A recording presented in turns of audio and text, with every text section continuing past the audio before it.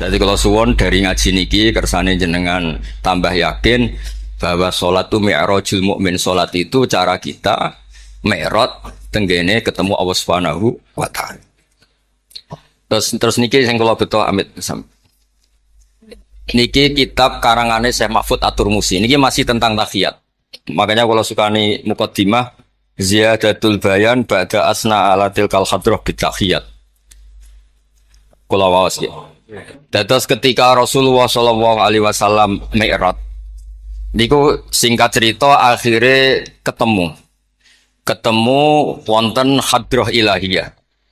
Terus Allah ngendikan assalamu alayka ayyuhan nabiyyu wa rahmatullahi wabarakatuh. Kula waos yen. Syekh Mahfud At-Turmusi niku gak ada adik kandung asmane Mbah Dimyati. Mbah Dimyati niki ngiyai teng Termas sing dados gurunipun di antara gurunipun Ki Hamid napa Pasuruan. Tentu kita tahu semua Ki Hamid riyen ngaos Ki Khalil Harun teng Rembang, mbaipun Mbah Mus. Terus ngaos tenggene Termas, tenggene Mbah Dimyati. Terus ngaos teng mriki di antarane teng Habib Ja'far, selain istifadah teng keluarga besar teng Lasem. Terus niki dikarang Syekh Mahfud sing gak ada adik Mbah Dimyati, sing Mbah Dimyati gurunipun Ki Hamid. Niki kersane nderekaken Simtud Duror ketika muji faedahe at-tahiyatul mubarakatus shalawat. Nggih sing niku baris kedua asyhadu alla ilaha illallah wa asyhadu anna muhammadar rasulullah wa rada anna nabiyya sallallahu alaihi wasallam lailatul isra lamma jawaza sidratal muntaha ghasyiyat sahabatun min nurin fiha minal anwar masyaallah. Terus Nabi ketika sampai sidratul muntaha itu ada nur yang tidak terhingga. Fawaqafa Jibrilu walam yasir ma'ahu. Niki mun perjanjiane mun bar niki mun lakbah deh. Nggih mun rat situ ki ijo nggih. Nggih kula waos nggih. Ketika sampai Sidratil Muntaha Jibril diam, mboten saged tindak. Walam yasir ma'ahu lan ora lumaku sapa Jibril ma'ahu sertane Rasulullah sallallahu alaihi wasallam. Faqala lahun nabiyyu sallallahu alaihi wasallam atat trukuni asiru munfarida. Masa kamu meninggalkan saya jalan sendiri, sowan sendiri. Faqala Jibril wa ma minna illa lahu maqamum ma'lum. Semua kita ini punya kelas. Kelas saya itu tidak sampai saged sowan hadrah napa ilahiyah. Jadi Jibril yang ketuanya malaikat niku ikrar tidak sah derek sowan Allah Subhanahu wa taala. Sing sah namung Nabi Muhammad sallallahu alaihi wasallam. Mulane beliau jawab wa ma minna illa lahu maqamum ma'lum. Jadi semua kita ini punya kelas khusus. Terus Mbah Idris ngongkon kula angsal ya Mas Sama haram. Mas Sama nu haram. Nah Mbah Idris angsal. Habib Ahmad nggih kadang angsal. Pergi nak sering ngongkon nggih ribet. Niku seneng lho. Habib Ahmad Al-Habsyi. Faqala sirma'i walau khutwatan. Sudahlah, ikut jalan saya senajan to sak jangkah, selangkah. Fasara ma'hu fakada ayyahtariqa minan nur wal jalal wal haibah. Terus kata Rasulullah, meskipun sejengkal, meskipun selangkah, tolong temani saya. Ketika Jibril manut ning Kanjeng Nabi, terus ngalami satu kondisi sing luar biasa, hampir beliau terbakar. Wa sahura wa dzaba hatta sara qadrul usfur. Jadi ketika Jibril memaksakan dari Nabi selangkah, niku Jibril sing terkenal niku gadah 600 jana yang bisa menembus langit dan bumi. Niku mengecil sampai qadrul usfur, sampai sak manuk emprit. Fa asyara 'alan Nabi sallallahu alaihi wasallam bisalam. Kemudian malaikat Jibril hanya memberi isyarah, sudah saatnya sekarang jenengan salam. Ai bi ayyusallima ala rabbihi idza wasala makanal khitab. Jadi ya niki spesial hormat kula teng Mbah Hamid. Kersane majelis niki sakral mengutip dawuhipun para ulama termasuk orisinil dawuh Habib Ali napa Al-Habsyi teng kene kitab Kunuzus Sa'adah Al-Abadiyah fil Anfas Al-Aliyah Al-Habasyiyah. Terus insyaallah kula ndamel 3 napa 4 makalah berdasar murni riwayat. Karena kula ngandani jenengan nggih boten pantes langsung teng mriki kata Habib kata Kiai. Tapi kula digandani Mas Sama ya ora pantes. Kados tuwa kula umur. Nae sepuh piyambake tapi tuwa kula. Falamma wasallan nabiyyu sallallahu alaihi wasallam ilaikal at-tahiyatul mubarakatus shalawatut thayyibatu lillah. Jadi kalau kalimat at-tahiyat niku memang dawuh Rasulullah sallallahu alaihi wasallam. Terus faqala Allahu, terus kemudian Allah menjawab assalamu alayka ayyuhan nabiyyu wa rahmatullahi wa barakatuh. Artosipun setiap yang sholat itu artinya mewakili munajate Kanjeng Nabi, ini ku at-tahiyatul mubarakat, juga mewakili jawaban Allah terhadap kekasihnya. Ini Allah jawab, assalamu alayka ayyuhan nabiyyu wa rahmatullah wa barakatuh. Lah Nabi itu orang yang enggak egois. Ketika dapat posisi yang luar biasa, dapat salam dari Allah, Rabbil Izzah, alam ini terserah Allah, dan Nabi dapat salam dari Allah, jaminan selamat. Karena Nabi tidak egois, fa'ahabban nabiyyu ayyakuna li'ibadillahi sholihin nasibun min hadzal maqam. Kemudian Nabi ingin yang dapat ini jangan saya tok. Semua yang soleh, semua yang iman, semua yang benar harus mendapat salam dari Allah, mendapat garansi selamat dari Allah. Ini betapa pentingnya tidak egois. Ketika Nabi hanya mendapat assalamu alayka, engkau Muhammad yang berhak dapat salam dari saya. Nabi inginnya jangan, ya Allah, harus semuanya yang soleh harus mendapat salam dari engkau. Ini apa? Fa'ahabban nabiyyu ayyakuna li'ibadillahi sholihin nasibun min hadzal maqam. Faqala assalamu alayna wa ala ibadillahi sholihin. Terus faqala jami'u ahli samawat, semua penduduk langit akhirnya jawab asyhadu alla ilaha illallah wa asyhadu anna muhammadar rasulullah. Cara Jawa iki nabi tenan ora egois. Mana ana kiai egois ora kiai. Jadi malaikat itu ngakonine nabi ku nabi yang ngenteni ora egois. Jadi malaikat Jibril nganter, malaikat Muqarrabin nganter, semuanya cek meneng ae. Bareng Nabi usul semua rahmatnya Allah dapat untuk semua.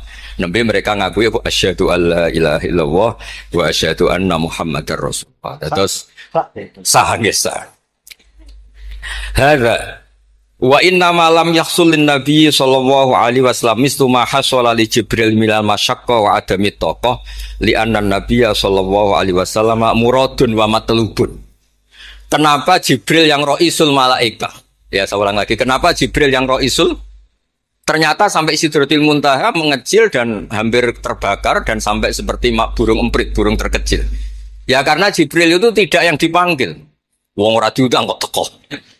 Lah Kanjeng Nabi niki muradun wa matlubun, memang Nabi yang dipanggil, yang ditimbali sehingga Nabi punya kekuatan yang luar biasa. Sementara Jibril boten. Ya itu disebut apa? Li anna nabiyya sallallahu alaihi wasallam muradun wa matlubun. Fa'atahu wa quwwatan wasti'dadan li tahammuli hadzal maqam bi khilafi sa'iril makhluqat. Lam yutik ahadun minhum hadzal maqam. Jadi karena Nabi itu adalah orang yang Allah itu ingin ketemu. Allah ingin ketemu kekasihnya yaitu Rasulullah Muhammad SAW. Karena Allah yang ingin, Nabi didesain, diatur sedemikian rupa untuk bisa ketemu tanpa hambatan apapun. Beda dengan Nabi Musa. Nabi Musa yang kepengen ketemu Allah. Rabbi arini angzur. Nah, karena Nabi Musa yang ingin, maka Allah bikin satu aturan.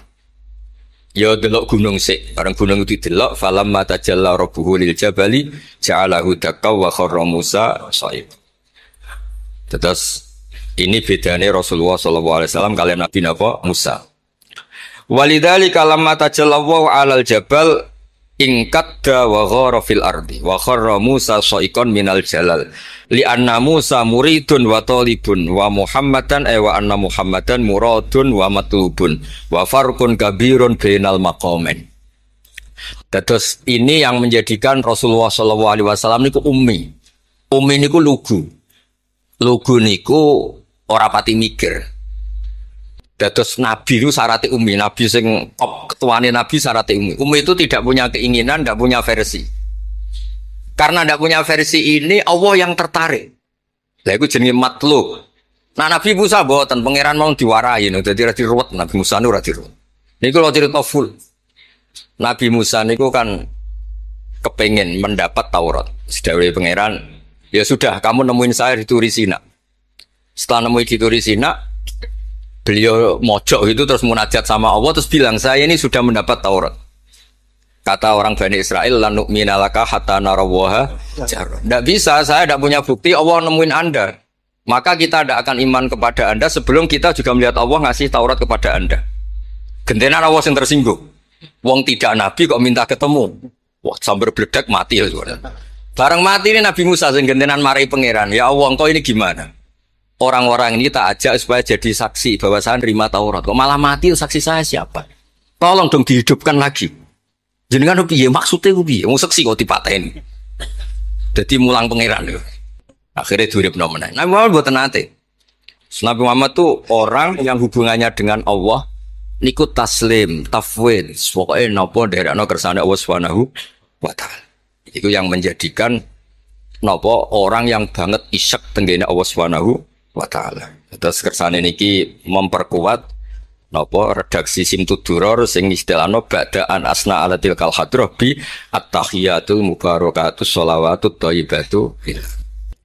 Nah terus hasipun Habib Ali niki kan kula yakin sing ngaji teng mriki seneng ngayal sedanten. Ngayal niku pokoke ngayal. Di antara dawuhipun Habib Ali bin Muhammad Al-Habsyi. Niku nak wonten tiyang penghayal, tukang nglamun, tukang pokoke sing tukang pokoke penghayal. Niku seneng. Uniknya itu beliau berpendapat itu berdasar, saya ulang lagi, berdasar dawuh Sayyid Abdul Al-Haddad. Sayyid Abdul Al-Haddad itu pernah marah-marah karena ada orang itu sudah ngelamun saja tidak bisa, ngayal saja tidak bisa. Memangnya kamu punya Tuhan siapa? Sampai ngayal saja tidak bisa. Karena kalau orang tidak bisa ngayal, tidak bisa ngelamun, dianggap kunut min rahmatillah. Napa kunut min rahmatillah? Dianggap wong sing putus asa saking rahmati Allah Subhanahu wa taala. Terus niki kula dudono takbir sing napa? Niki tenggene Kanzul Kunuzus Sa'adah halaman 184. Mboten kersane kula suwun nglamune jenengan, tenange jenengan, ngayali jenengan niku semuanya berangkat saking jembare rahmati Allah Subhanahu wa taala. Suatu saat Sayyid Abdul Haddad duka niki dawuh Habib Ali menirukan Habib Abdul Haddad. Abna al-asri, wahai anak-anak zaman sekarang, jamadu jumudan, kalian tuh jumud sekali, jumud tuh gak kreatif. Jumud tuh gak kreatif. Kullian la a'mala wala amala wala talahufa wala rohbata fil khairi.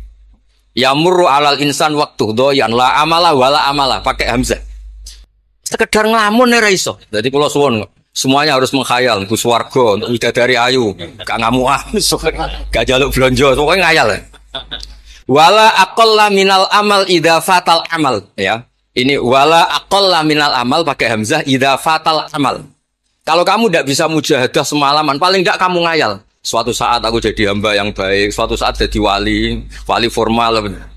Qala al-Habib Abdul Al-Haddad, innali fillahi amalan tawilah wa dhununan hasanatan fihi jamilah. Laisali fina lima arju wasilah ghairatu hal Mustafa Zainal Wujud. Ma anna fadlallahi mabsud. Oh, Mas Aswar. Ya, saya ulang lagi. Ma anna fadlallahi mabsud. Al maksud annaka tukbil. Kamu menghadap. La yuknituka dzambuka wala bu'duka wala ghaflatuk. Jadi sudah, faktanya fadlullah itu mabsud. Fadlullah itu terhampar. Fakta yang nyata adalah Allah itu rahmatnya tidak terbatas. Jangan sampai karena dosa kamu, salah kamu, ghaflah kamu, kemudian kamu angen-angen saja tidak bisa. Kamu angen-angen itu bukti yakin bahwa peparingnya Allah, pemberian Allah itu tidak terbatas.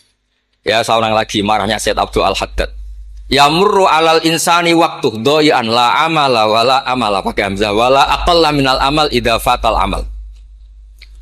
Kata beliau ma'a anna fadlallahi mabsud. Al maksud annaka tuqbil la yuknituka dzambuk wala bu'duk wala ghaflatuk. Kalau suwun ngayali jenengan itu juga harus jadi ibadah. Dulu bapak kula nurian tiap kali Mbah Hamid mriki menangi beliau sugeng, tiap beliau kesini mesti disuruh semaan di depan Mbah Hamid karena Mbah Hamid memang sepupu mbah saya.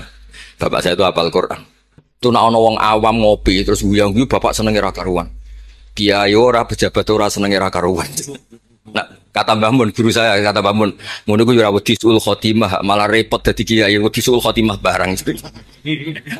Artinya ya pokoke Allah itu kados ngeten wau selawatan. Sing Habib Ahmad seneng ya paham ya putune Nabi, sing ora putune ra paham ya seneng. Wis senenge perkara berkat mono-mono sementing seneng. Seneng ku mun cukup untuk memaklumatkan kalau Allah itu fadluhu mabsud. Napa fadluhu mabsud? Jadi ini gue yang penting. Ini dawe-dawe Habib Ali bin Muhammad Al-Habsyi. Kalau akan matur 2 atau 4 item tembiki kersane ngertos asli madhab beliau. Nah terus ketika beliau ngalami kasyaf, Sing kenapa akhirnya beliau nyuwun sewu disejajarkan ya atau di pengganti di eranya. Karena ada Habib yang terkenal digelari Fakhrul Wujud. Ini Abu Bakar bin Salim yang duriannya disebut BSA bin Syekh Abu Bakar. Niku saking mintanya sama Allah supaya dosa orang-orang zamannya, kamane tonggo-tonggo nih, Gusti, kamane jenengan regani kula, wonten kula kok tiang-tiang niku dosa, jenengan sepuro sedanten. Mumpun wirosatan min jadihil a'la niku napa wa ma kana wa li'atibau wa anta napa. Beliau sampai ngendikan Habib Abu Bakar bin Salim sahibu ainat hatta balagot fiha ila qoli mudbaru zahadal ikal ma kutiba ta'ala ali asri sayiatun. Dah sekarang yang salah-salah karena ada saya dimaafkan semua. Qala Habib Alawi fasta'dzamtu hadil maqalah jiddan wa qultu fi nafsi hal yujadul yawma fi asrina ma yaqul mislaha. Terus wa wada'tu tilkal manaqib wa nimtu faraitu fi namika ana Imam Abdurrahman bin Ali bin Bakar Sakron Pak Iman Foki wa yaqul ya Alawi inna ammaka ali al-habsi yaqulu fi hadha zaman bimisi hadil maqalah allati qala Abu Bakar bin Salim. Jadi kamu anggap jangan hanya Habib Abu Bakar bin Salim yang bisa menggaransi itu. Paman kamu, Habib Ali Al-Habsyi juga bisa menggaransi itu. Cara kula gadah mandat Habib Ahmad. Niki alhamdulillah kula niku keluarga Lasem, orang paling sering dipilih Habib Ahmad. Kemarin ketemu di Lasem, sekarang ketemu di sini. Jeng tanggal 12 ketemu teng dalam Pulau Bebes. Terus kersane jenengan tambah ta'aluk teng kitab napa Simtut Duror. Dene iki terakhir amun suwe-suwe mari ilmu entek mengke saake mas-mas kula. Ya dados atawan. Ini yang agak serius nih. Beliau itu punya abah, itu Mufti Syafi'iyah di Mekah, ya Mufti Syafi'iyah di Mekah, abahnya Habib Ali ini, Habib Muhammad. Terus beliau kundur teng Sewun ini terkenal itu, ini Sewun, terus damel masjid Riyadh. Karena beliau memang putra orang alim alama fil fikih Syafi'iyah. Terus beliau ngendikan i'tanu bi ilmil fikhi li anna bihi qiwa masyari'ah al-mutahharah wan nas tarakuhu wal madaru alaih Allah fil fikhi. Terus ij'al mudzakarata kullaha fil wara wa fil halal wal haram li anal haram amma wal wara irtahala minal wadi wa do'at alainal asya' wal qulubu qasat. Terus dawe beliau, kamu ini harus serius nekuni fikih karena fikih ini menjadi qiwamu syari'ah. Inti dari syariat ya di fikih. Kulo nu sering nulung tiang haji. Iki kulo matur bae Idris. Tiang haji nu sering kulo tulung. Gara-gara niku kan travel kan yo isin wis bayar larang kok mau haji tok. Akhire dikai buku-buku panduan donga-donga. Bang dikai malah masalah wong sepuh-sepuh mosok syaratnya kaji kudu apal. Padahal nyetake dihitung mbek traveling dihitung ana hitungane. Tapi itu menteror seakan itu syarat napa? Sah. Donga taufah ula ono, taufah saniyah ono. Wukuf. Nggih, donga wukuf apa yang ono dongane? Mandine ra jelas tapi ribete jelas. Niku sudah jelas nih. Padahal yuridu wa bikumul yusra. Wong mesti nangkel kula, Beb. Gus niki nak mboten kula waca sepundi, Gus. Gak apa-apa, sing penting mbok bayari travel ra apa-apa. Karena terus itu dikira syarat wajib atau syarat sah. Lah barokah ulama-ulama itu pokoknya tawaf mubeng ping 7 dimulai Hajar Aswad iku wis sah. Mboten usah diwaca, gak usah. Nek kowe ra mantep ya kalungno ae sementing di kalungno donga ngene ya Allah seperti ini. Allah bismillah. Allah ya alamu sirra. Itu andekan tidak ditolong ulama fikih juga tidak bisa. Kiwa musyari. Orang yang sudah emergensi di ICU di beberapa rumah sakit. Barokahnya semua kita fikih menulis tawaf di Arafah itu walau maron meskipun hanya lewat. Barokahnya itu yang emergensi lewat ambulan diliwat noto sah. Coba kalau nggak ada fikih dan merasa tawaf wukuf itu harus berhenti. Kayak apa susahnya? Semua itu barokahnya fikih. Jadi perlu dicatat Habib Ali ini ahli fikih Syafi'iyah karena memang putranya mufti. Dia putranya apa? Mufti. Ahmed sing tahu jiwa Nabi. Wah, kita itu apa ya? Ini spesial nih. Ini yang di kitab ini biografi Habib Nabo. Kalau di kitabnya Said Umar Hafid ditulis tentang beliau di ngendikaken dua Imam Ali bin Muhammad bin Husain bin Abdullah bin Syekh Al-Habsyi. Terus wulida bi Madinati Qasam. Lahirnya sekitar 1259. Tafarragha li akhdil ilmi an abihi fi Makkah al-Mukarramah. Jadi beliau dulu ngaji sama abahnya sendiri di Mekah al-Mukarramah. Terus ngaji lagi ala yadis Sayyid Ahmad Zaini Dahlan. Jadi kira-kira kalau teman beliau di Indonesia ya Syekhona Khalil sama Mbah Soleh Darat. Itu sama yang ngarang Sohibul Iana. Itu seangkat beliau sama-sama ngaji sama Sayyid Ahmad Zaini Dahlan. Wa qara'a alaihi fil fiqhi kitab Minhajut Thalibin. Beliau paling suka baca kitab Minhajut Thalibin. Wa ada ila sewon wa bana biha ar-ribat al-masyhur. Terus kata kitab ini wa huwa awwalu ma'hadin bunya lit ta'lim bi Hadramaut. Jadi kalau menurut kitab ini pertama yang punya tradisi bikin pondok di Hadramaut itu Habib Ali bin Muhammad Al-Habsyi. Terus beliau akhirnya hatta kanat lahdatu wafati, kalau di Indonesia 20 Robi Isani, 20 Robi Isani kalau di kitab ini. Terus Ar-Riyad huwa al-masjid alladzi bunya. Ada yang baca bana alayat bunya ala hadis Habib Ali Al-Habsyi bi Madinati Sewon. Jadi beliau menamakan Riyadh, memang kenangan beliau pas kecil memang lama di Mekah di Riyadh, sehingga masjid itu bisa diartikan Riyadh itu Riyadul Jannah atau Riyadh dengan arti memang kenangan beliau mungkin banyak di Riyadh. Terus ini cerita-cerita tentang makalah-makalah Habib Ali bin Muhammad Al-Habsyi. Burdah Habib Amil. Nah yang tentang Mi'raj kalau terusaken ya. Amin. Ini sarah burdan. Ini terakhir ini kersane mboten entek. Tadi kan dijelaskan kalau di istilah wow kan napa ada beberapa istilah tentang bahwa ketika di Sidratil Muntaha itu adalah satu kelas, satu makom.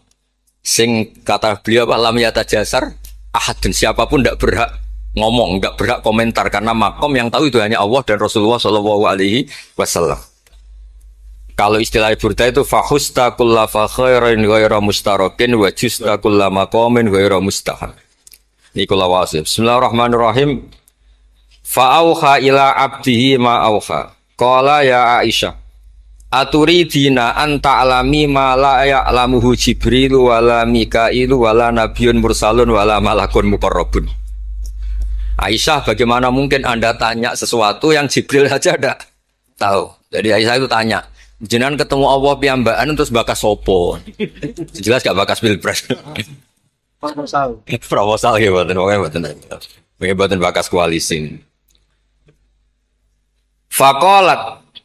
Ya, jadi Nabi itu sempat buatan kersa jawab, diredaksikan aturidina an ta'lami ma la ya'lamuhu Jibril wala Mikail wala nabiyyun mursalun wala malakun muqarrabun. Ini kita kitab Syarhul Burdah karanganipun Imam Bajuri. Karena Ki Hamid Pasuruan masyhur keliling-keliling teng beberapa daerah maos Burdah. Riyen angger Mbah Bisri mriki niku Ki Hamid nembe rawuh saking Burdah teng desa-desa. Ndi Kang duit hasil maca Burdah. Sama Kiai Hamid dikasihkan sama Kiai Bisri. Suatu saat Kiai Bisri itu diundang ke sini sama Pak Hamid gak disangoni. Mengulas di Mbarno wes. Kiai Bisri dendam. Wes Kang rasangoni lah nih kelambimu kayak aku aja. Dulu misalnya ya mulai dulu ini tidak usah tersinggung. Mulai dulu itu yang mau balik itu ya kayak ada tarifnya. Misalnya tarifnya 2 juta. Barang pulang sama muhibbinya orang yang sangat fanatik ya Hamid didol payu 5 juta. Adi dan itu kelabine Kiai Hamid sering digo tahajud tuh. Kiai Bisri kan lucu abahnya Mbah Mus. Lagi Bisri itu yakin sama Hamid Wali gara-gara itu. Kan misalnya tarif dasarnya 2 juta. Saya itu payu 5 juta. Ya Kang, susu ya Kang.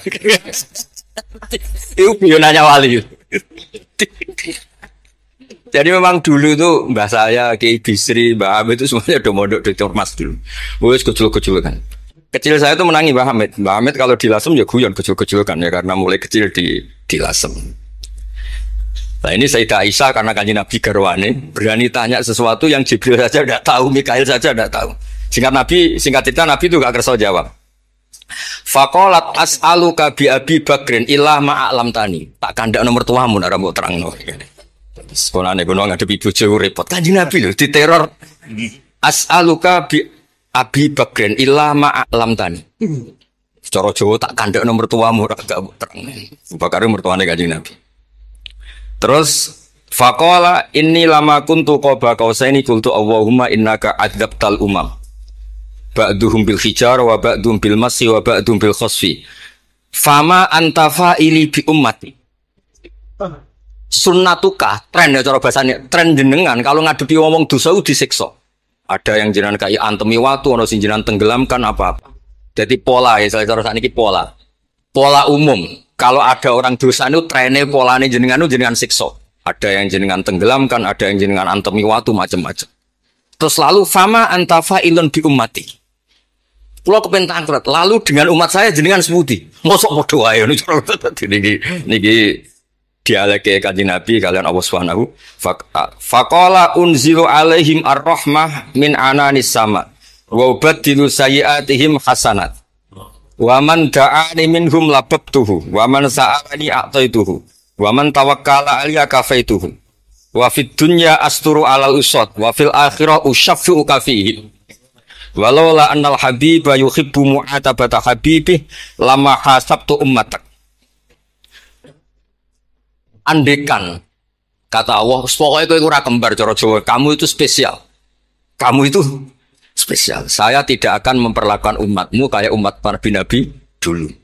Terus kalau suwun kersane ziyadatul mahabbah teng Rasulullah sallallahu alaihi wasallam. Qultu ya Rabbi likulli qadimin min safari tuhfatun fama tuhfatu ummati. Lalu ketika jenengan kan apa? Allah kan tentu zat terbaik. Ciri khas yang terbaik adalah kalau ada tamu itu dijamu. Dan jenengan pertama umat kula sowan jenengan kayak inopo, jenengan kayak jamu apa. Karena beliau yakin gak kena adab. Dadi takokan niku jenengan gawane oleh-oleh nopo. Kados niki lho berkat-berkat niki lho. Jenenge tamu ya dikai berkat. Setiap yang datang dikasih tuhfah. Lalu tuhfah umatku apa? Terus qala Allah taala ana luhum ma'asyu ana lahum ma'asyu wa ana lahum idza matu wa ana lahum fil kubur. Spesialnya adalah tak urusi dhewe. Dadi nanti umat Kanjeng Nabi ketika nyon sewu mungkar nakir malaikat macam-macam niku pun jejer kalian Allah. Ana lahum iku urusanku bebas pokoke niku. Iki napa? Jadi ana lahum ma'asyu wa ana lahum idza matu wa ana lahum fil kubur wa ana lahum fin nusyur. Kadza fi ba'di syurur. Terus wa dzakara jam'u minasyurrah ma nasuh wa hadza sirru ma'khudun min hadis allamani rabbi lailat isra satrusin. Terus kula suwun barokah maulid niki tambah mahabbah teng Rasulullah sallallahu alaihi wasallam. Nah ini kalau di bab kitab Risalah Kusyairiyah dados teng mriki napa mertuane Ki Hamid asmane Mbah sinten? Kusyairi. Risalah Kusyairiyah itu kitab paling terkenal ing bab tasawuf. Dados kula gadah guru namine Mbah Maimun niku gadah Mbah asmane Mbah Ahmad.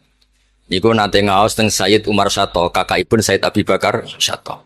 Niku ketika minta thariqah mboten angsal tapi dikasih kitab Ar-Risalah Al-Kusyairiyah sehingga banyak kiai Jawa napa asmane kiai napa?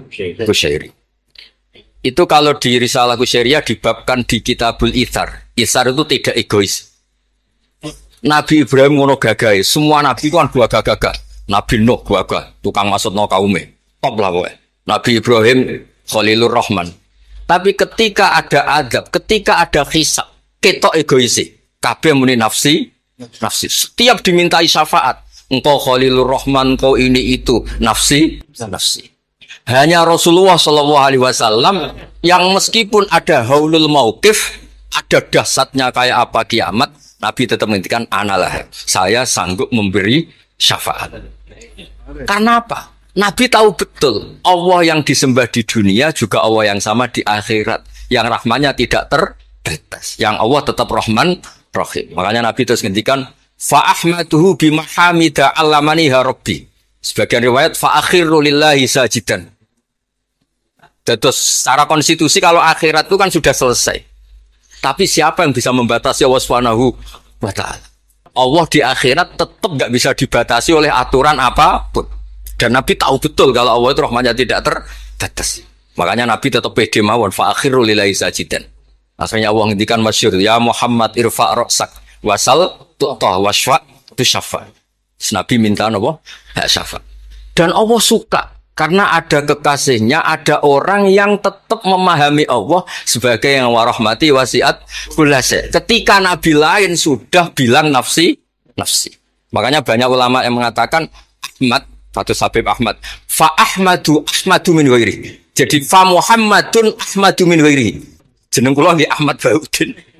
Ahmad tu nak cara kitab sing kula waca nu afal tafdil. Fa Muhammadun Ahmadu min wairihi. Ketika nabi-nabi lain sudah tidak bisa muji Allah karena kena haulul mauqif, wis sok kena haulul. Iku ra iso muji Allah, malah mau muni nafsi. Nabi Muhammad ono haulul mauqif tetap muji. Dalam keadaan seperti itu tetap muji Allah. Fa ahmadu bima hamida.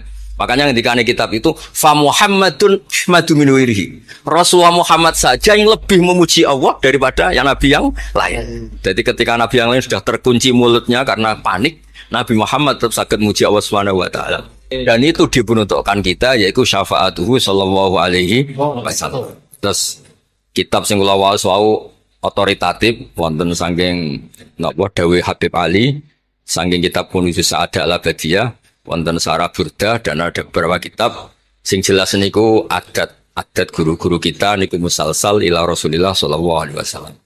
Dalam menyikapi kenyataan seperti ini, kita sebagai kaum emak-emak itu harus bagaimana? Saya menuntut keadilan, Gus. Dari Pak Yai, dari panjenengan. Terima kasih. Assalamualaikum warahmatullahi wabarakatuh. Ya nanti yang ikut jawab Bu Gubernur ini kan masa mau jadi pemimpin tidak mau jawab problemnya. Udah datang pakai helikopter, ada pertanyaan nggak mau jawab. Saya ini ganjarannya sudah terlalu banyak. 5:30 sudah datang. Berarti diminta ikut meletakkan batu pertama ya. Oke. Dan terus begini, punya Nur Iskandar ya. Jadi saya punya cerita dari Bapak. Juga cerita ini pernah ngendikan Mbah Mun. Ada filosofi ilmiah yang nggak bisa diganggu gugat. Ini harus kita camkan. Misalnya begini, al-insan abdul ihsan. Manusia itu pasti mudah diperbudak atau dikalahkan oleh kebaikan. Singkat cerita ada seorang kiai waroi zuhud, di rumah nggak ada TV, nggak ada HP, nggak ada motor. Saking inginnya anak itu nggak terkontaminasi TV, nggak terkontaminasi HP, juga nggak sering keluyuran ada motor. Tapi apa yang terjadi? Anaknya ini malah pertama punya HP atau memakai HP, dipinjemin temannya. Kebetulan temannya itu tidak sholat. Pertama naik motor juga dipinjemin orangnya yang nggak sholat. Pertama tahu TV juga di tetangga, komunitas keluarga yang tidak sholat. Sehingga perasaan anak ini hanya punya utang jasa sama orang yang tidak sholat. Lama-lama kenangannya apa? Ternyata orang yang tidak sholat itu lebih manusiawi ketimbang yang sholat. Singkat cerita anak ini akhirnya nggak sholat. Ketika anaknya itu nggak sholat, orang tuanya itu coro jawan itu tobat, minta-minta maaf sama bapak, sama saya. Era kiai saya minta, karena melihat Mbah Maimun itu di rumahnya ya ada TV, bapak saya di rumah ada TV, juga ada motor. Ketika sowan, walhasil intinya diceritain kenapa banyak kiai alim yang longgar di rumah ada TV, ada HP, ada motor. Ternyata karena jangan sampai anak kita pertama merasa utang jasa itu sama orang lain. Nah, kalau orang lain ini yang orang nggak bener bisa berabdi kan. Nah pondok juga gitu, kalau terlalu ketat HP, terlalu ketat apa, ternyata HP ini barang mewah, barang wow. Kebetulan yang nilai orang lain. Dan akhirnya santri ini merasa utang jasa sama orang. Nah, ya kalau orang lain ini tepaan orang soleh, kalau enggak. Makanya ibu-ibu juga situ, senyum tuh barang mewah. Ternyata bapak-bapak kenangannya sama bakul kopi, tidak sama istrinya. Akhirnya yang diingat ya bakul kopi, karena senyum itu mewah. Daud, ini sekaligus jawab pertanyaan yang enak, minta keadilan. Saya juga minta keadilan.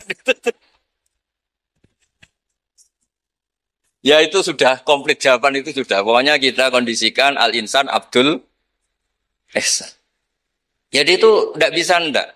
Makanya ngelola anak-anak itu ya harus hati-hati, ngelola istri, ngelola suami, ngelola komunitas masyarakat. Kenapa kiai itu harus dermawan? Kenapa orang baik harus dermawan? Kalau yang dermawan orang fasik, pasti orang fasik ini yang punya pengaruh karena al-insan abdul ihsan. Makanya ini kembali lagi ke kitab Ar-Risalah tadi. Saya berkali-kali kalau ngaji bilang, tasodaku walau bitol koti wajin. Kamu disuruh sodako meskipun senyum. Senyum itu dalam fikih formal dikatakan sunnah. Tapi dalam konteks sudah kompetisi, itu bisa wajib. Di rumah nggak pernah ada senyum, di warung kopi ada senyum terus. Kira-kira menang mana? Sama. Ketemu preman, disuguhi kopi, senyum. Sowan kiai diamu itok. Akhirnya masyarakat mau ke preman karena di sini lebih dimanusiakan ketimbang kalau sowan kiai dimarah-marahin tok. Akhirnya konsep Nabi Tolkoti Wajin tidak lagi kita katakan sunnah tapi wajib. Makanya berarti ibu-ibu senyum sama suaminya wajib. Tapi kalau disenyumin terus ya wong lanang ya dablek itu dikira nggak pernah salah. Berarti marah juga. Ya sudah, tidak usah diwajibkan, sudah dilakukan, alhamdulillah. Jadi menurut saya, ngadepi fenomena sosial apapun, kita harus punya kaidah ilmiah yang permanen, yaitu al-insan abdul insan. Semuanya fikih, semuanya solusi, semuanya teori itu pasti kembali ke situ. Kalau kita lebih menarik karena ihsan kita, pasti orang ke kita. Tapi kalau kita jeblok secara sosial, ya dibayangkan Allah itu walaupun tafatul lidal qalbi lan faddu min hauli. Kalau seorang pemimpin itu kok wangkot, angkuh, tidak simpatik, pasti lan faddu min haulik, pasti orang itu bubar. Jadi itu jawaban umum, tapi insya Allah menjadi solusi untuk mengelola anak kita. Saya sampai sekarang itu ya biasa ngedusi anak saya, jalan-jalan sama anak saya, supaya utang jasanya anak itu sama orang tuanya. Istri saya itu keluarga Sidogiri. Itu saya pernah bilang, kalau anak saya minta uang jajan, meskipun saya tidur agar dibangunin oleh anak saya. Kata istri saya kan, ya itu nanti melatih tidak sopan. Tapi akhirnya saya beri penjelasan secara ilmiah. Yang wajib jajan anak itu orang tuanya, jangan sampai ganggu mbak-mbak atau kangkang. Sehingga korbannya ya harus saya, bukan orang lain. Jadi kita harus kadang-kadang lebih bicara ilmu ketimbang akhlak. Apa artinya anak kita berakhlak sama orang tua, tapi anak kita pas mau jajan ngel-ngel orang lain. Nah hal-hal seperti itu supaya apa? Anak kita punya kenangan, saya bisa jajan karena bapak saya bisa jajan karena dituruti bapak saya. Tapi kalau kenangannya sama tetangga, dan kebetulan tetangga kita misalnya kurang baik, maka nurutnya sama tetangga yang kurang baik ini. Jadi ini menurut saya, ini karena masalah ijtihad. Neng Ana boleh gak setuju ya, karena ini masalah ijtihad. Tapi harus setuju, satu-satu diundang, orang dituruti fatwane kan. Tapi yang jelas kaidahnya itu tadi pegang al-insan abdul ihsan. Sehingga kita bisa ngelola gimana orang-orang baik itu berjasa. Makanya ketika Rasulullah SAW masyhur itu, inna hadatin irtadaituhu li nafsi wala yusliha li hadatini illa sakha wa husnul khuluq. Agama ini sudah final. Cuma yang bisa mengawal agama ini hanya dua, yaitu dermawan dan husnul khuluq. Jangan sampai orang lain yang enggak benar lebih berempati, lebih dermawan, sementara orang itu cara berpikir nuruti nafsu, itu yang bahaya. Makanya Quran kritik aro'aita man ittakhadha ilahahu hawa. Orang yang cara berpikir itu nuruti hawa nafsu. Kalau zaman Nabi, zaman sahabat, zaman ulama, itu enggak seperti itu. Sehingga cara berpikir itu mudah. Makanya kata Nabi, absyiru ya maksarul muslimin, kata. Kamu harus senang ya maksarul muslimin. Allah sekarang buka pintu langit yang sebelumnya enggak pernah dibuka. Dan Allah yubahi bikum malaikatah. Dan Allah membanggakan kamu kepada para malaikatnya. Kenapa? Umatnya Muhammad, umatnya Rasulullah Muhammad SAW, itu kalau sampean kepengen mati setiap saat itu baik, itu resepnya gampang kata Nabi. Addu faridotan wantadzoru ukhra. Jadi Allah memberitahu, ya Muhammad, umatmu ini luar biasa. Jadi misalnya tadi kita sholat subuh, ditanya, Bahak kamu sekarang ngapain? Nunggu sholat duhur ya. Setelah sholat duhur ditanya lagi nunggu apa asar. Sehingga famangkanat hijratuhu ila wa rasulih fa hijratuhu ila wahi. Jadi kalau ya sudah ini tak ijazahkan. Kalau setelah sholat subuh nunggu apa? Duhur. Setelah duhur nunggu. Sehingga ketika kita mati itu statusnya penunggu sholat. Tapi kamu kan enggak miskin. Kenapa? Penunggu kaya. Nah, itu enggak masuk surga itu. Penunggu kemapanan. Berarti kan menunggu sesuatu yang seleranya nafsu. Beda kalau penunggu sholat. Berarti kamu di dunia menunggu ritual ibadah. Maka di antara ijazahnya Nabi apa? Addu faridotan wantadzoru ukhra. Melakukan satu fardu. Kemudian kita menunggu tugas berikutnya. berikutnya. Jadi niati saja setelah subuh nunggu apa? Duhur. Setelah duhur, meskipun kita di perapatan, apa? Nunggu asar. Ya. Tapi ya asar betul, jangan nunggu tok pas asar ndak. Jadi sebetulnya umat ini gampang sekali. Jadi di antara kebanggaan Allah, yubahi itu Allah bangga dengan malaikatnya adalah umat ini adalah addu faridotan wantazoru ukhra, melakukan satu fardu kemudian menunggu fardu yang lain. Dari mengkhidmati kampus, ingin mengkhidmati masyarakat, dari satu masyarakat lokal Semarang menjadi sampai sekarang sampai Banjarmasin, Unisula mau bikin kampus di sana terus gitu. Dari satu tugas ke tugas yang lain. Makanya Islam diajarkan setelah satu tugas selesai, faida faruh tafan sok. Jadi sehingga hidup kita itu dinamis. Dari satu kebaikan menunggu kebaikan lain, dari satu kebaikan menunggu. Sehingga hidup kita ngapain? Nunggu satu kebaikan. Ini sudah masuk faman kanat hijratuhu ilallahi wa rasulih fa hijratuhu ilallahi wa rasulih. Sehingga orang bayangkan kalau kita direkam Allah, Gusti kula ampun mati nak dereng sugih. Wis melarat puluhan tahun, sakit, nunggu sesuatu sing sifatnya nafsu, kepengin sugih. Sugih tok aja cukup. Tahu buruh wong sing tahu ngenyek ndekne lho, itu kan urung-urung wis dendam. Saya belum mau mati sebelum kaya dan buruhkan orang yang pernah melecehkan saya. Wis ngono akhirnya mati urung sugih. Berarti wis fakir matine hasud. Mau itu ngenes dunia akhirat kan kira-kira seperti itu. Kamu santai aja kalau fakir berarti meringankan hisab karena ada banyak harta. Yang mau dihisab papanya enggak punya apa-apa. Jadi saya mohon sekali ya, Islam itu mengawal kebahagiaan. Sebab itu sampai bahagia itu menjadi perintah Islam, qul bi fadlillah wa bi rahmati fa bidzalika falyafrahu. Karena dengan bahagia bi taat diharapkan orang Islam itu tidak bahagia atau cari kesenangan lewat jalur apa maksiat. Sehingga ciri utama wali apa? Ala inna awliya Allahi la khaufun alaihim wa lahum yahzanun. Sehingga ulama dulu itu rileks-rileksnya. Termasuk yang saya ceritakan tadi, Imam Ahmad, Imam Syafi'i. Itu melihat apa saja rileks.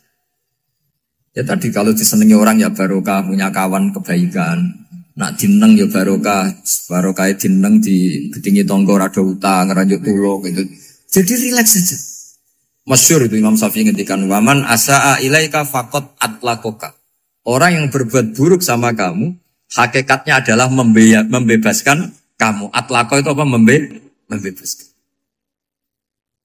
Enak gak jadi hidup gitu? Kalau kamu kan enggak, kok gedeng aku salahku apa? Malah kamu ujub tuh, orang kok gak tahu salahnya. Kamu jadi suami, istrinya ngomel, kurang apa saya sebagai suami? Ya kurang banyak, enggak ganteng, enggak kaya, enggak ini. Malah kalau diterangkan malah parah toh. Ya sudah rileks saja, kalau dia ngomel ya tadi, alhamdulillah dapat pahala tanpa apa? Biaya. Terus ngomel kan butuh energi, paling yang enggak kuat 3 jam. Nanti juga berhenti apa? Terus ambil nilai positifnya. Misalnya ngomel sama suaminya. Bagus lah. Kalau ngomel sama tetangga malah kayak apa gitu aja udah. Jadi ulama dulu itu gampang sekali melihat hidup. Rasulullah ya gitu. Melihat hidup tuh gampang saja. Ketika tanya, ya Aisyah apa ada sarapan? Tidak ada ya Rasulullah. Ya sudah saya tak puasa. Jadi enteng saja. Kadang-kadang beliau ingin puasa ya puasa sunat. Ada sarapan nggak jadi puasa. Rileks. Nabi itu rileks. Kalau ngajari kebaikan juga rileks. Nah sekarang itu banyak orang yang karena mungkin kurang baca. Islam itu kayak menjadi aturan yang bengis, yang repot, yang mengekang. Itu tidak seperti itu. Yuridu wa bikumul yusra wala yuridu bikumul usra. Allah menghendaki agama ini mudah. Sehingga ada sahabat di Imami Mu'ad itu baca Baqarah. Sahabat ini pekerja petani. Mufarokoh ditinggal. Ketika Mu'ad lapor, ya Rasulullah ini ada orang munafik. Tengah-tengah sholat mufarokoh saya ditinggal. Yang disalahin itu tidak yang ninggal tapi Mu'ad. Afattanun anta ya Mu'ad. Kami itu tukang fitnah. Masa ngimami petani pakai surat Baqarah. Jadi yang disalahkan ini imamnya. Kalau kamu jadi imam, sholatnya ya yang cepat. Makanya terus banyak orang kecepatan karena tadi. Jadi Nabi itu enteng sekali. Jadi apa ya, Nabi itu beda dengan yang kita bayangkan beda. Nabi pernah ngaji di masjid, kemudian ada tetangga lewat pakai cangkul ke kebun. Semua sahabat gerutu. Ini orang tidak benar, ada Nabi ngaji ditinggal saja ke kebun tidak ikut ngaji. Jawabannya Nabi tidak, itu bagus itu ikut sunnah saya. Kenapa ya Rasulullah? Dia kerja nyari halal. Dan untuk menghidupi keluarganya itu juga ajaran saya. Sehingga yang ngaji ya ajarannya Nabi, yang nggak ngaji karena kerja mencukupi keluarga juga ajarannya Nabi. Segampang. Oh, kalau kayaknya kamu kan, wes gak roh akhlak kan gitu. Nabi rileks saja Nabi.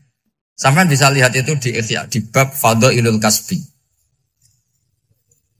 Makanya ini penting sekali supaya orang itu berpikir Islam atau mendakwahkan Islam itu berdasar sanad ya yang muttasil yang pernah dilakukan Rasulullah SAW. Sesuatu yang dilarang Allah itu pasti madharat. Maka untuk melarang seseorang bergantung sama narkoba misalnya atau hal-hal yang bahaya pada fisik, itu satu tentu bagi ahlullah, tentu karena takut Allah.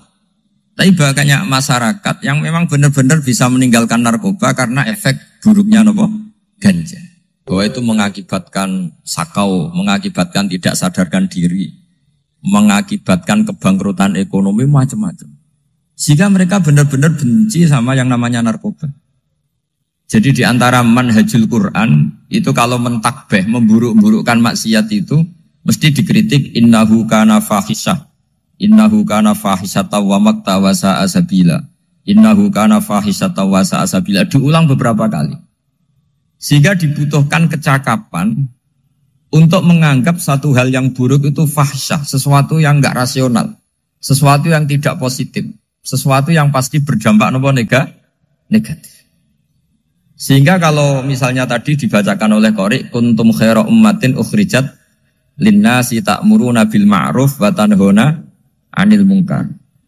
Untuk berhenti dari kemungkaran itu satu takbihun litilkal munkar atau litilkal mungkarat, bahwa mungkarat itu kita cap, kita stigmasi bahwa itu buruk sekali. Seperti Nabi mengajarkan pemuda tadi, masa kamu suka ibu kamu digitukin lelaki lain, putri kamu, bule kamu, bude kamu, sehingga orang ini pikirannya termindset betapa buruknya zina. Sama seperti kita sukses memindset betapa buruknya narkoba, betapa buruknya bahan-bahan terlarang. Begitu juga seterusnya terus pengkhianat dan sebagainya. Tapi problem manusia adalah dia itu akan mencari kebahagiaan atau kesenangan sesaat. Maka caranya gimana? Keinginan senang lewat maksiat ini dilawan dengan nyaman dengan taat. Saya ulang lagi, nyaman dengan taat. Sehingga ulama dulu punya kalimatul munajat, artinya kalimat hubungan pribadi sama Allah yang menjadikan orang itu nyaman. Dan ini yang diajarkan kitab-kitab tasawuf. Kitab tasawuf itu sukses mengajarkan melihat alam raya ini semuanya nyaman, termasuk yang mengecewakan. Itu dianggap nyaman. Saya berkali-kali mengajarkan ilmu ini karena ini musalsal ila Rasulillah SAW. Itu pernah suatu saat Imam Ahmad itu dipanggil sama tetangganya, anak muda. Tentu Imam Ahmad ini orang yang sangat soleh, sangat waroi, sangat tunduk sama perintahnya Allah dan Rasul. Pemuda tadi manggil, ya Ahmad, datang ke rumah saya. Imam Ahmad datang. Setelah sampai ke pemuda tadi, sudah pulang lagi, saya tidak butuh kamu.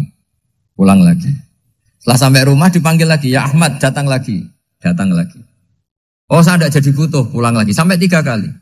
Dan itu perangai ekspresi Imam Ahmad itu, atau ulama lain yang sesoleh beliau, itu nyaman, indah.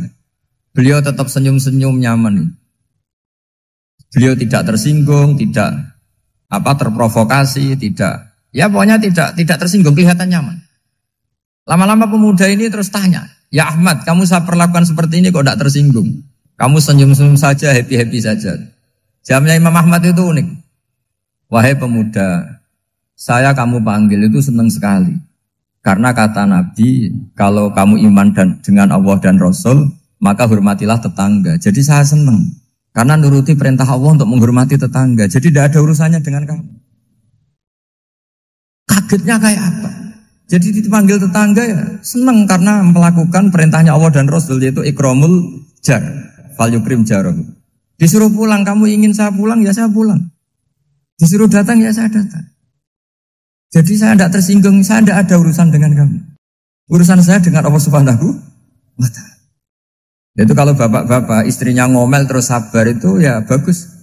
Saya tidak punya urusan. Kalau kamu terprovokasi oleh istri, berarti kamu didikte oleh makhluk. Masa seorang rektor didikte makhluk? Kan tidak keren. Apalagi seorang Habib didikte makhluk, kan tidak keren. Yang bisa mendikte kita hanya Allah Subhanahu wa ta'ala. Dan Allah mendikte kita, mengajarkan kita wa ashiruhunna bil ma'ruf fa in karihtuhunna fa asa an takrahu shay'a wa yaj'alallahu fi khairan katsira. Jadi cara melihat istri kita bawel gitu atau cerewet, alhamdulillah ini ada pahala tanpa modal, cukup sabar. Kalau istri kamu sedang mesra, malah mintanya ke mall, malah biayanya tinggi. Murah mana dapat pahala dimarahin sama saat mesra minta ke mall? Milih yang pertama kan? Nah ya itu tidak usah modal. Ya gitu aja. Jadi kalau istri sedang marah, bawel, anggap saja ini rezeki. Dapat pahala tanpa apa? Biaya. Nah, kalau pas rukun malah nantang ke mall, biayanya malah tinggi. Jadi ulama dulu itu melihat dunia itu happy. Pernah Imam Syafi'i dikasih tahu, orang yang tadi nyium tangan kamu ya, itu di rumah menghujat Anda. Jadi dia sopan hanya di depan Anda, kalau di luar menghujat Anda. Jawabnya Imam Syafi'i lucu. Ya baguslah. Yang cerita ini kaget. Kenapa bagus ya Aba Abdillah? Kalau manggil Imam Syafi'i ya Aba Abdillah. Ya berarti saya masih wibawa, di depan saya tidak berani katanya. Jadi dipandang enteng saja. Jadi kalau kamu di depan kamu istri kamu tidak berani belanja, tidak ada kamu belanja banyak, anggap saja Anda wibawa.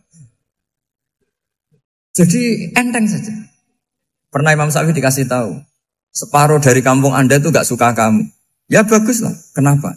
Oh nak rukun malah bakal utang katanya gitu. Kira-kira yang utang itu yang rukun apa yang neng-nengan? Yang rukun. Jadi enteng saja. Masyhur itu makalahnya Imam Syafi'i. Waman asa'a ilaika faqad atlaqaka. Orang yang berbuat buruk sama kamu berarti membebaskan kamu. Kalau saya sedang nenengan sama Habib Hasan Toha Putra, beliau naik Alphard gak nawarin saya sah karena baru nenengan. Tapi kalau sedang rukun malah harus repot mana? Rukun sama ndak rukun? Repot rukun sebetulnya. Jadi Imam Syafi'i itu happy saja. Kalau sedang rukun sama tetangga ya dianggap rukun itu satu kenikmatan. Sedang tidak rukun ya dianggap satu kenikmatan. Jadi orang dulu itu serilek itu melihat dunia. Kalau kita kan enggak, ego.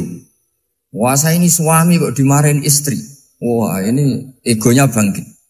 Padahal egonya bangkit itu ada kebodohan di situ. Yaitu seorang rektor didikte seorang istri, seorang makhluk. Apalagi kalau Anda daftar wali itu tidak akan jadi wali. Ini wali kok tunduk sama makhluk. Karena didikte apa? Makhluk. Maka Imam Ahmad ketika tetangganya bully gitu ya santai saja beliau happy. Ketika pemuda tadi eskal janggal. Kenapa kamu gak tersinggung ya Ahmad? Memangnya saya harus tersinggung gimana? Kan tak panggil tidak jadi, tak panggil tidak jadi. Hei pemuda, saya ini tidak punya urusan dengan kamu. Saya nuruti kamu karena perintahnya. Saya senang melakukan perintah Allah harus berbaik sama kamu. Sampai 3 kali. Ajarkan Muhammad atau katakan Muhammad pada umatmu. Sebaiknya atau seharusnya mereka hanya gembira dengan melihat fadlnya Allah dan rahmatnya Allah. Ini harus kita pahami mulai dari konstruksi yang paling pokok, yaitu akidah. 2 ahwal. Ahwal itu 1 perilaku sosial. 3 mutamimat, sesuatu yang tidak pokok, tapi kita butuhkan dalam mengawal hidup ini. Saya beri contoh, itu sampai maksiat, itu karena cari kesenangan. Misalnya baru penat itu, ingin seneng, ada orang yang macam-macam lah, ingin melihat maksiat, apa itu pornografi, apa nyabu, apa macam-macam.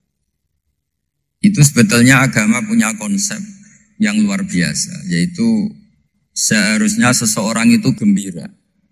Gembira dengan ketaatan. Lalu pertanyaannya caranya gembira gimana? Gembira itu mudah.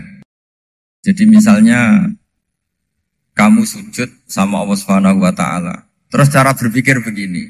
Ini sekaligus ijazah. Cara berpikir begini.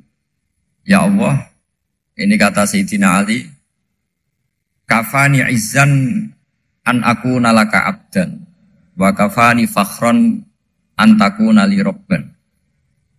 Ya Allah, betapa sialnya saya andaikan saya jadi budak dari makhluk yang sama.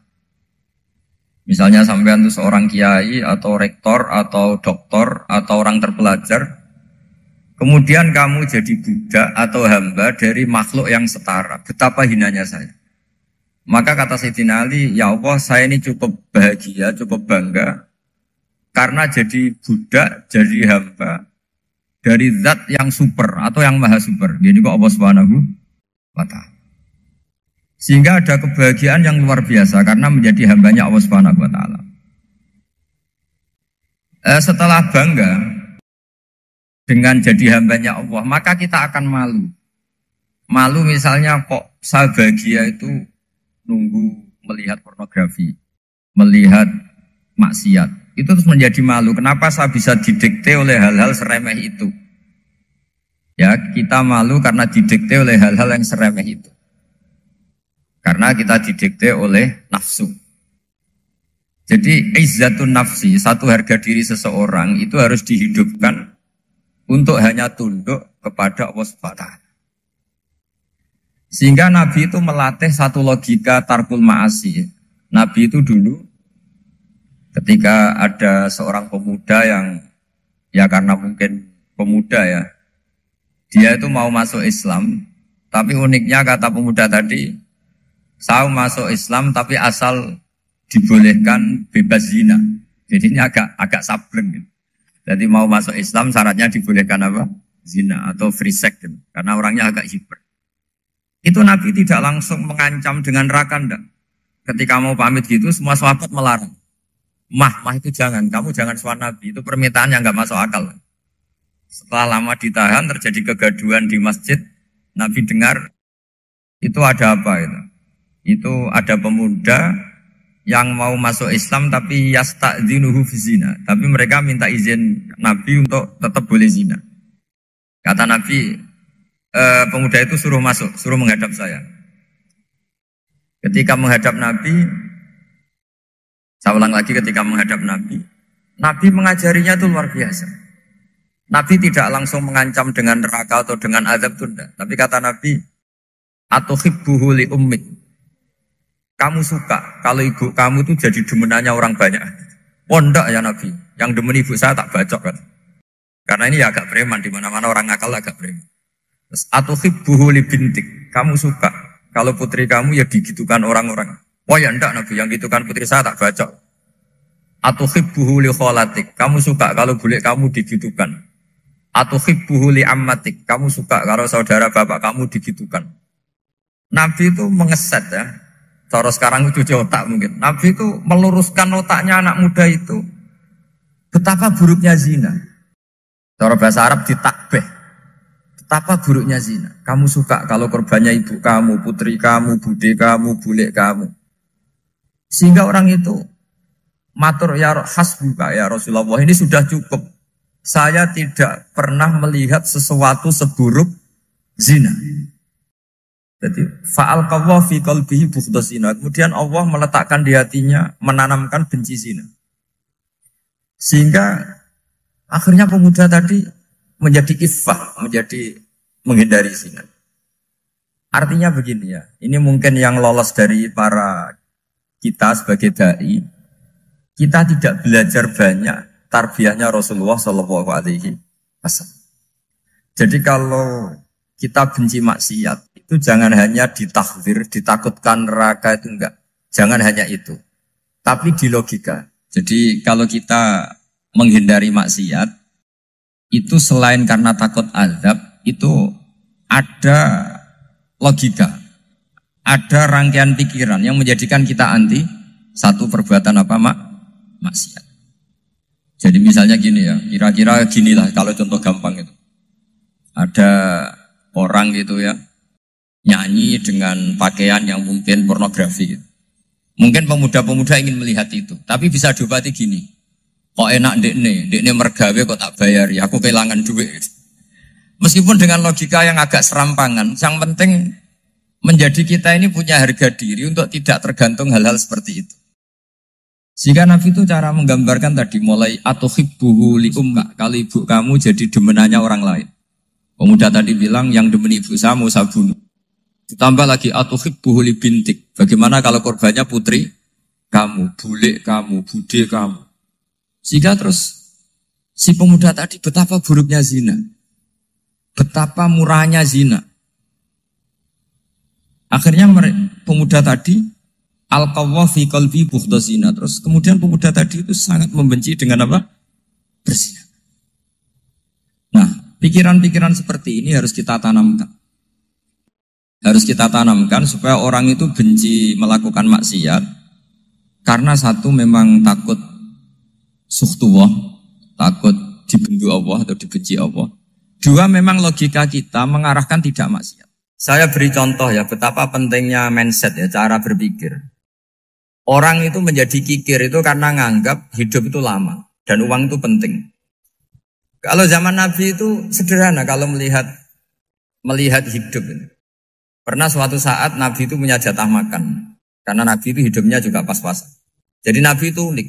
Beliau di satu sisi kaya raya, bisa ngurmat Abu Hurairah, Ammar, Suhaib. Ashabu Sufa itu dirawat Nabi semua. Itu kan kaya, bisa ngerawat sekian orang. Tapi di sisi yang lain untuk pribadinya beliau miskin. Kadang nggak bisa makan hari itu. Tapi di saat yang sama bisa merawat ahlus sufa. Jadi keliru kalau orang hanya cerita Nabi itu miskin, untuk makan dirinya aja susah. Itu keliru. Kelirunya kalau tidak diteruskan, tapi Nabi mampu menghidupi ahlus sufa. Singkat cerita jatah makannya Nabi itu dikasihkan orang ketika Nabi ditanya, ya Aisyah, makanan jatah saya di mana? Oh ya Rasulullah, tadi ada orang minta tak kasihkan, maka makanan itu habis. Apa kata Nabi? Kamu salah Aisyah. Yang kamu kasihkan itu justru yang masih. Ya, yang kamu kasihkan itu justru yang masih. Sehingga Nabi menganggap, makanya Nabi terus ngendikan. Ya kalau mukhatabnya lelaki ya kira-kira begini. Wahallaka min malika illa ma akalta fa'afnaita walabista fa'ablaita.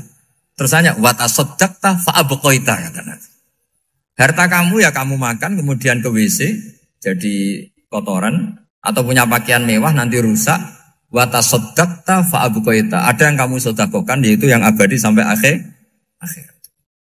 Sehingga banyak pengusaha yang mencintai saya setelah tak ajari hadis itu.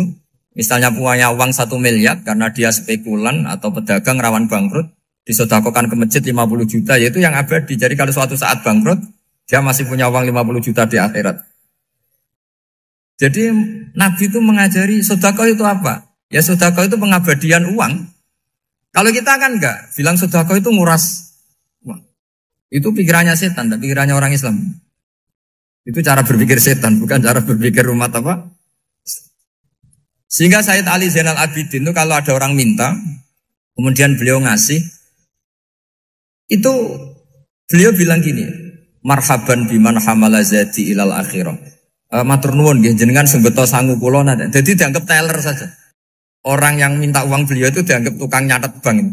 Karena sudah ditabungkan, ya sudah. Kalau kita kan enggak, wah pengemis tuh ganggu gini-gini. Kecuali pengemis profesi ya mungkin kita agak-agak enak. Mari zaman akhir itu ada pengemis apa? Profesi.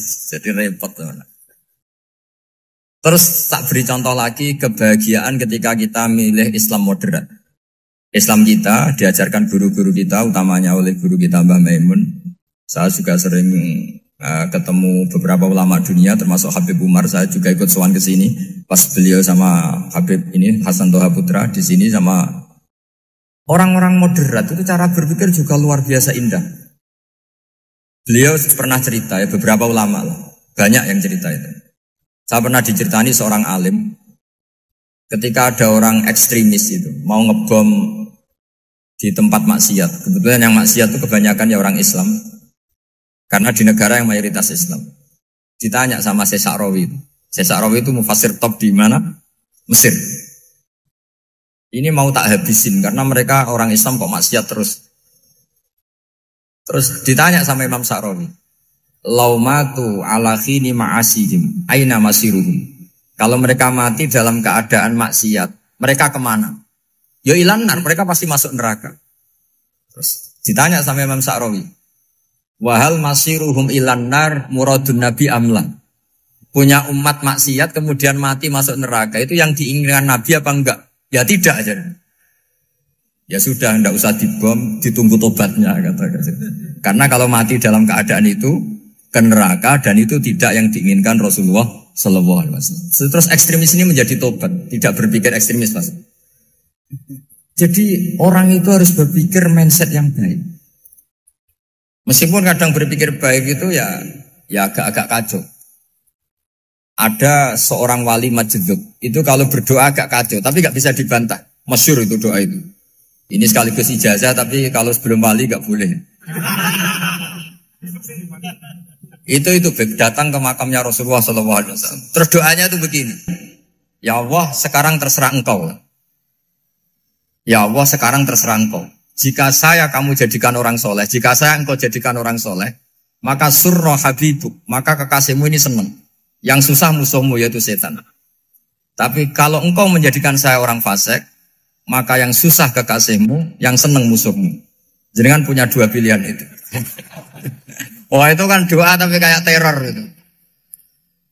Ya jadi berdoa di Raudhah.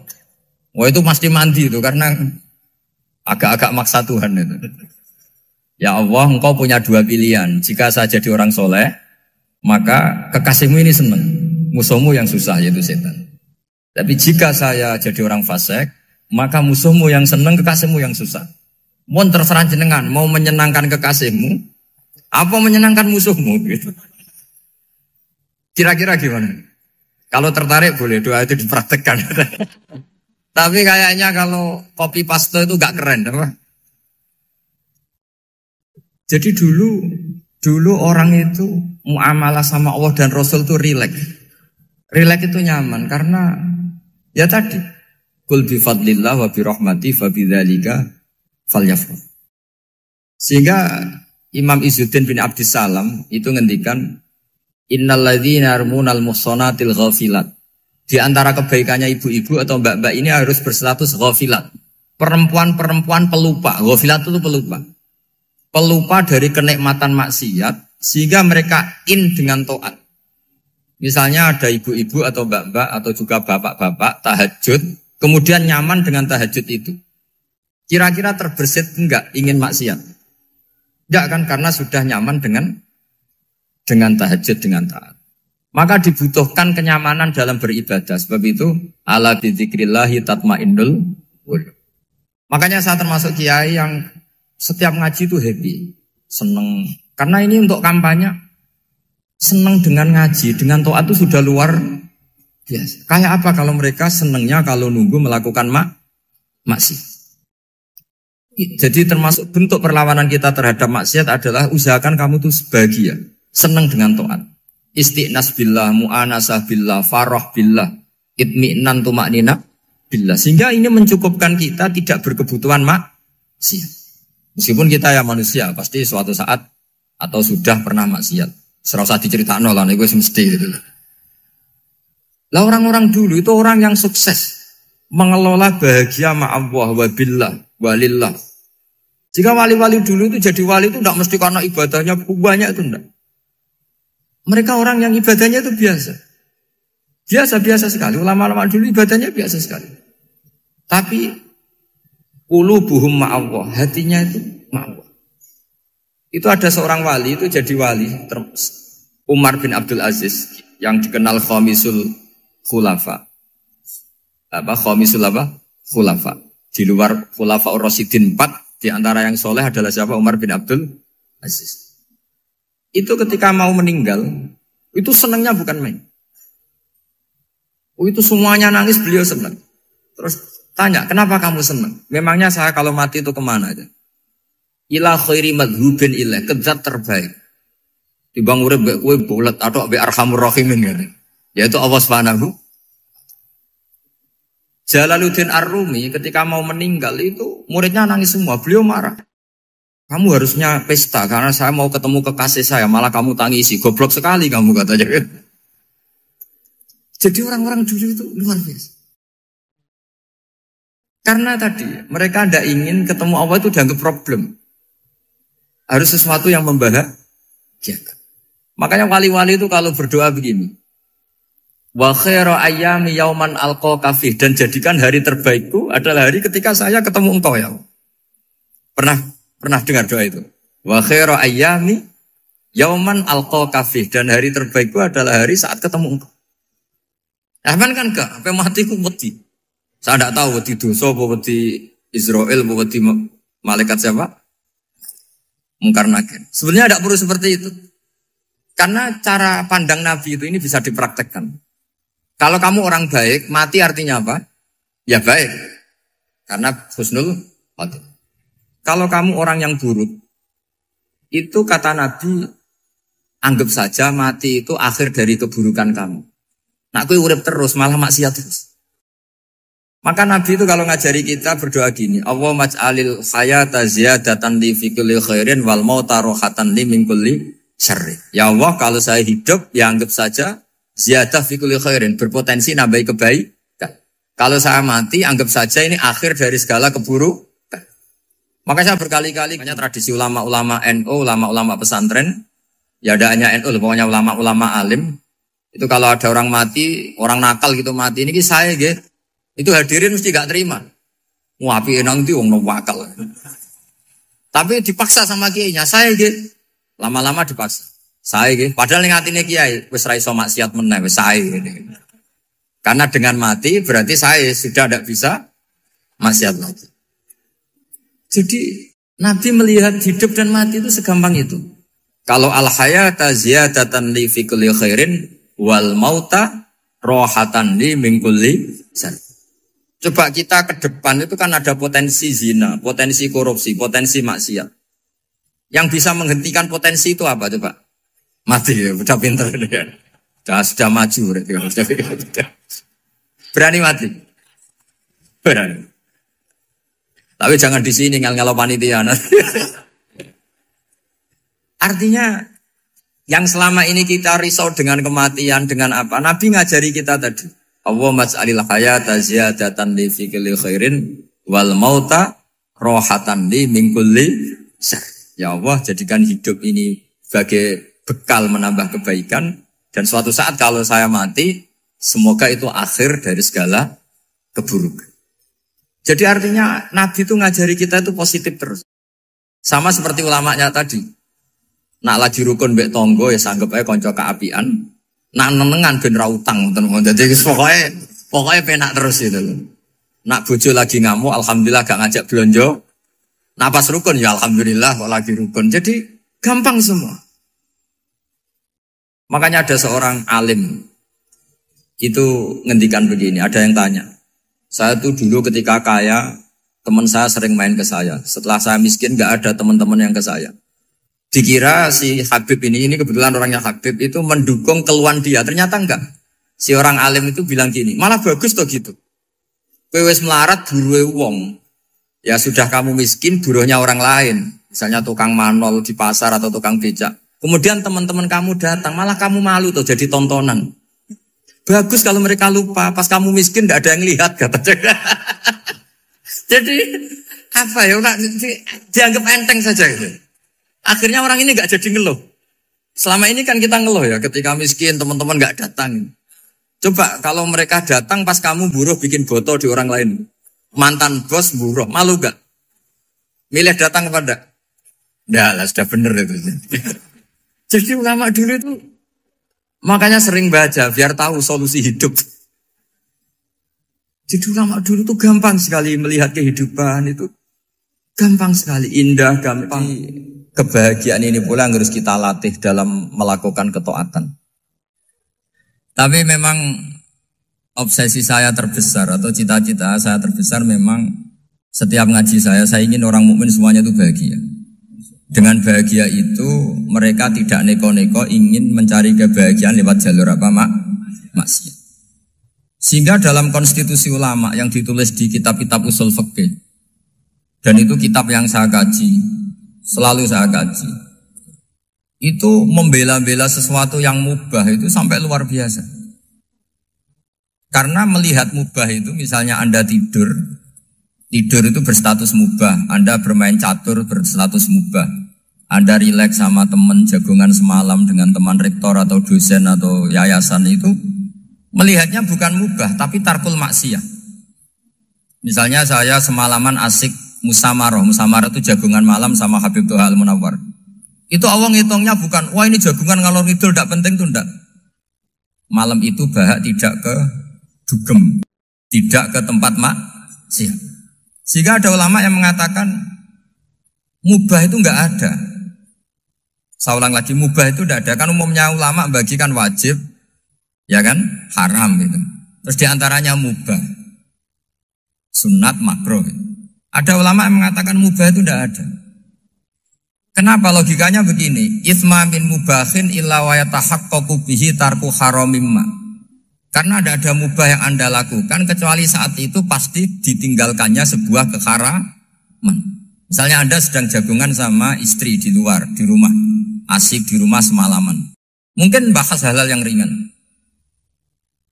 Mungkin melihat sinetron atau apalah yang ringan. Tapi di situ terjadi Anda meninggalkan ke tempat-tempat maksiat. Sekarang ninggal maksiat itu wajib apa mubah? Wajib. Padahal Anda sedang melakukan mubah. Nah itu dicatat oleh Allah itu tarkul haram, meninggalkan keharam. Jika masyhur dalam cerita wali-wali itu, Abu Yazid yang seperti itu ibadahnya pernah tanya, ya Allah, lalu yang makomnya orang seperti saya siapa? Karena beliau semalaman ibadah terus. Sama Allah dijawab, ya yang tidur di pinggir kamu itu. Abu Yazid, lu kok bisa ya Allah? Dia kan tidur terus. Ya kan dia tidur berarti meninggalkan keharaman. Ngomong sing potongan tukang maksiat itu apik turu apik melek kira-kira. Apik turu. Timbang sama nak melek pola wis turu ae kira-kira gitu. Jadi gak usah dipaksa tahajud, dipaksa qiyamul lail itu. Iya kalau qiyamul lail. Kalau dapat informasi, kesini ikut saya, terus katut kan repot. Jadi perlawanan terhadap maksiat itu sebetulnya gampang dalam Islam. Karena tadi, gak ada sesuatu yang mubah kecuali saat dilakukan berakibat meninggalkan keharaman. Mudah sekali. Jika banyak orang jadi wali itu karena melakukan mubah. Itu ada orang jadi wali itu karena sering makan. Ya makan-makan biasa itu. Karena ketika makan, ya Allah, betapa doifnya saya. Katanya saya presiden, katanya saya rektor, saya kiai. Ternyata kalau nggak makan tuh lemes. Apa hebatnya makhluk yang bergantung makhluk yang lain, yaitu makanan. Nah karena seperti itu terus dia al-laja'illallah, terus dia sungkeman ning Allah. Betapa lemahnya saya. Sebab itu ketika Quran mengkritik dan dengan tanda kutip kemungkinan Tuhannya Isa bin Maryam, itu ngeritiknya sederhana Quran itu. Mal masih ibnu Maryam illa rasul qad khalas min qablihir rusul wa ummuhu siddiqah kana yaqulanit ta'am. Isa itu tidak Tuhan, wong dia makan. Kamu kebayang enggak misalnya punya Tuhan, wah tadi Tuhan mampir ke rumah saya, dia lemes. Setelah tak kasih makan sehat lagi gitu. Itu kan enggak kebayang. Tapi Tuhan marung di rumah saya, lemes tak gratisin, kayaknya enggak punya uang gitu. Setelah makan, wah gairah lagi. Kebayang gak punya Tuhan seperti itu. Sehingga Quran kalau gojlok sederhana, karena yakulanit to'a. Sehingga wali-wali itu kalau makan itu sadar lemahnya dirinya, betapa dirinya tergantung makanan. Sesuatu yang tergantung itu artinya tidak hebat, tidak Tuhan. Jadi untuk menjadi wali, untuk menjadi dapat ridhonya Allah itu sebenarnya sederhana. Termasuk ada cara jadi wali yang agak kacau, tapi ini ya benar, asal niatnya benar. Misalnya Unisula besar, ya kurang besar lagi. Kita sudah punya uang, kurang banyak uang lagi. Itu Nabi Ayub, itu kan seorang nabi. Pernah diuji Allah, ini ada di Sahih Bukhari. Nanti kamu tanya, hadisnya Sahih enggak? Ini ada di Sahih Bukhari. Kadang orang kota itu aneh, enggak ahli hadis tapi tanya, Sahih enggak? Padahal anda kan dibodohi Sahih, ya ngandel saja. Jadi kadang ya aneh. Oh enggak tahu kok tanya itu. Itu Nabi Ayub itu sudah kaya, pas itu sudah kaya. Bukan cerita yang masih miskin, memang sudah kaya. Beliau di kamar dihinggapin satu belalang dari emas. Setelah belalang itu dikejar, ternyata yang jenis itu banyak, semuanya dari emas. Ngambil sana sini, ini yang kesa ini dipenuhin, saku ini dipenuhin, sampai banyak. Sama Allah digojlok. Kamu itu nabi saya. Kenapa kamu mengumpulkan harta sebanyak itu? Kamu itu nabi saya kok rakus? Jawabannya, ya Allah, siapa yang bisa kenyang dari rahmatmu? Ya, jadi kalau kamu punya uang 1 miliar, kok ingin 1 miliar 100, ingin 1 miliar 200, itu cara ngitung bukan uang. Ya Allah, siapa yang bisa kenyang dari rahmatmu? Karena rahmat Allah tidak terbatas, sudah Gusti, tenang saja. Meskipun saya gini, rahmat Anda tidak akan habis. Sehingga waroi ada ilmunya, tomak juga ada ilmunya. Termasuk ragus itu juga ada ilmunya. Misalnya begini, ini contoh rakus yang ada ilmunya begini. Ini saya beri contoh. Mungkin yang boleh niru orang-orang soleh, kalau nggak soleh jangan. Imam Syafi'i ini cerita nyata. Imam Syafi'i itu dulu ketika ngaji masih muda itu nggak suka sama guru yang kaya. Kebetulan dia punya guru miskin terus. Namanya Sufyan As-Tsauri, itu miskinnya Masya Allah. Sufyan bin Uyainah juga miskin. Jadi dia miskin punya guru miskin terus. Sehingga idolanya ya sama guru-guru yang miskin.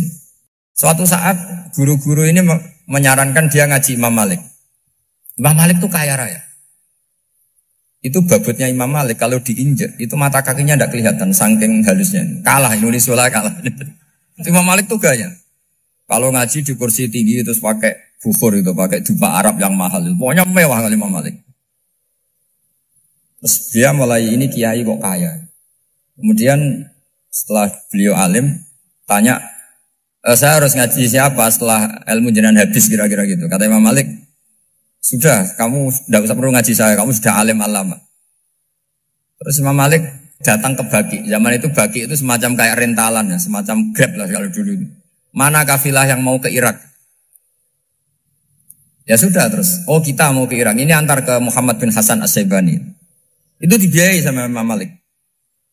Grabnya ya dibayarin, itu kafilahnya itu ya dibayarin. Imam Syafi'i disangoni surrotan min dhahabin.